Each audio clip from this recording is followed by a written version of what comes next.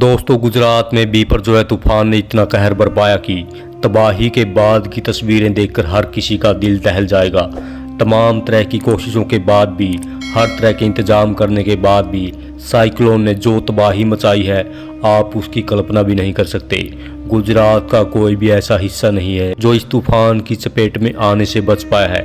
इससे यह साबित होता है कि इंसान चाहे कितनी भी कोशिश कर ले, प्रकृति के आगे हमारा कोई अस्तित्व नहीं है।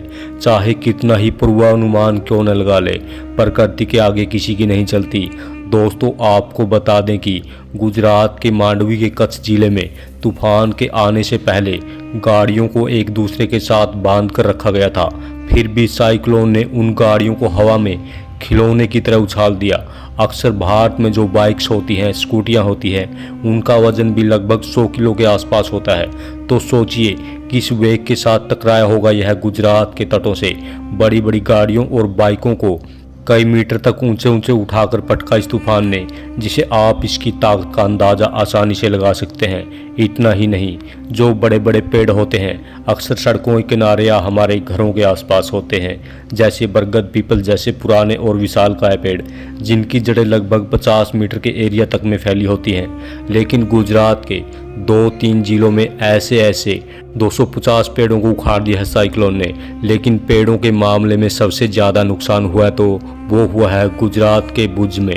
इस तूफान ने बड़े बड़े पेड़ों को उनकी जड़ों समेत उखाड़ कर फेंक दिया है, जिसकी वजह से सड़कें पूरी तरह से जाम हो गई हैं। अक्सर आपको भुज की सड़कों पर बड़ी बड़ी क्रेनें काम करती दिख जाएंगी, यानी यातायात को सुव्यवस्थित करने के लिए सड़कों से इन पेड़ों को हटाया जा रहा है, क्योंकि आपातकाल के वक्त इन सड़कों का इस्तेमाल किया जा सकता है। इसलिए प्रशासन द्वारा बड़ी संख्या में क्रेनों को पेड़ हटाने के लिए लगा रखा है। आपको बता दें कि गुजरात के कच्छ इलाके में एक जगह है नालिया, वहां पर एक पेट्रोल पंप को बिल्कुल ही नेस्तनाबूद कर दिया। तूफान ने उसका नामो निशान तक मिटा दिया। दोस्तों, आप इसे अंदाजा लगा सकते हैं कि कितना वेग था इस तूफान में।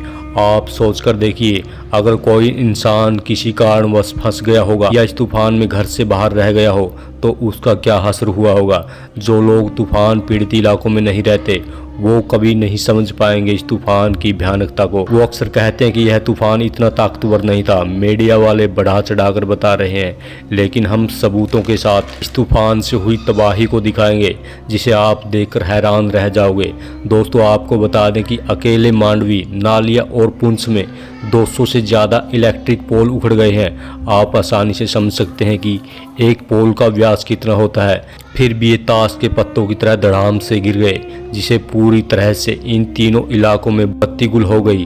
हमेशा चकाचौंध में रहने वाले शहर घने अंधेरे में डूब चुके हैं। लेकिन तूफान के पूर्वानुमान के हिसाब से बिजली विभाग ने पहले ही बिजली की सप्लाई को काट दिया था, तूफान से किसी का कोई नुकसान न हो।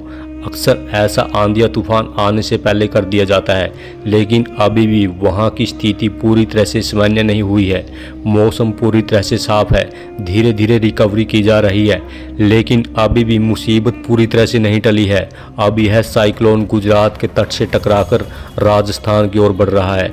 लेकिन लोग अभी भी डिबेट कर रहे हैं कि मीडिया द्वारा जितना इस तूफान को बढ़ा चढ़ाकर दिखाया गया है, असल में ये इतना खतरनाक नहीं था। ये चर्चा ज़्यादा वही लोग कर रहे हैं जो तटीय इलाकों में नहीं रहते, जिनका इन तूफानों से कभी सामना नहीं हुआ, जिन्होंने इन तूफान को करीब से नहीं देखा।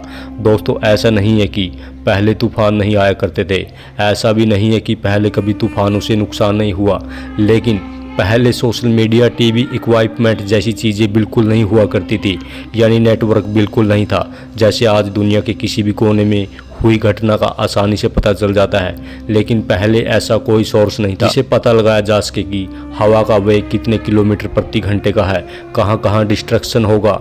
आम जनता को पता तक नहीं चल पाता था। आज से 20-30 साल पहले कहाँ से तूफान आने वाला है, कब आने वाला है और कौन कौन सी जगह इससे प्रभावित होंगी, मतलब किसी को किसी तरह की जानकारी नहीं मिल पाती थी। इसलिए बिना किसी पूर्वानुमान के कोई रास्ते में होता था, कोई गाड़ी चला रहा होता था, कोई काम पर जाया होता था। सब जहां होते थे वहीं फंस कर रह जाया करते थे। देखिए दोस्तों, भारत की एक बहुत बड़ी आबादी ऐसी घरों में रहती है जो घास फूस से बने घरों में रहते हैं, मिट्टी से बने घरों में रहते हैं, यानी झुग्गी झोपड़ी में रहते हैं। आपने भी अपने शहरों के आसपास ऐसी जगहें देखी होगी। सोच कर देखिए, अगर वहां तूफान 150 की स्पीड से आकर घुस जाए तो क्या हश्र होगा उनमें रहने वाले परिवारों का। देखिए दोस्तों, कंक्रीट के पक्के मकानों में रहने वाले लोग, टीन और शेड में रहने वाले लोगों की मजबूरियां, व्यथाएं, पीड़ाएं कभी नहीं समझ पाएंगे। जिनके ऊपर बीतती है उन्हें ही पता चलता है। अगर समय रहते वहां से लोगों को नहीं हटाया जाता तो काफ़ी संख्या में लोगों की जानें जा सकती थी। आज के लिए इतना ही दोस्तों, नमस्कार, धन्यवाद।